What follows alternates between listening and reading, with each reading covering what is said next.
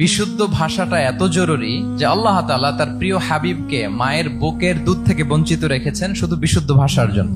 একজন মানুষ সর্বপ্রথম কোন জিনিসের প্রেমে পড়ে জানেন? কথার প্রেমে পড়ে। কথার ধরন, কণ্ঠস্বর, তার অ্যাটিটিউড, তার শব্দের জাদু, এটা মানুষের হৃদয়কে জয় করে ফেলে। তো রাসূল সাল্লাল্লাহু আলাইহি ওয়াসাল্লামের এই এলোকোয়েন্স ছিল। তিনি বলতেন আল্লাহ তাআলা আমাকে সর্বমর্ম বাচন ভঙ্গির অধিকারী করেছেন। মানে উনি যেটা বলতেন এটা ছিল very precise in wording but comprehensive in meaning. এটার যে দোতনা, এটার যে appeal to the heart of the people, to the heart of the listener, এটা অসাধারণ। মানুষের হৃদয়কে জয় করে ফেলতো। আল্লাহু আকবার। তিনি এমন ভাবে কথা বলতেন, কথার মাঝখানে মাঝখানে পজ দিতেন, মানে একটু থামতেন যাতে করে শ্রোতারা বুঝতে পারে। এত চমৎকার করে ওনার প্রেজেন্টেশন ছিল, বক্তব্য মালাগুলো ছিল, ফলে যারা শুনতেছে ইজিলি মুখস্থ করে ফেলতে পারত। রাসূল সাল্লাল্লাহু আলাইহি ওয়াসাল্লামের সবচাইতে বড় ভাষণটি ছিল বিদায় হজের ভাষণ, খুব সম্ভবত। ওই ভাষণের টেক্সট গুলোকে যদি একসাথে করা হয়, আমার মনে হয় 10 মিনিটের বেশি লাগবে না ওই টেক্সট গুলো পড়তে। তার মানে সবচাইতে বড় যে ভাষণ ওনার, ওটা কত ছিল? 10 থেকে 12 মিনিটের ভাষণ ছিল। আমরা তো ঘন্টার পর ঘন্টা বক্তব্য করি, তারপরেও তো আমরা মানুষের মনকে খুশি করতে পারি না। উনি সেই যে 1400 বছর আগে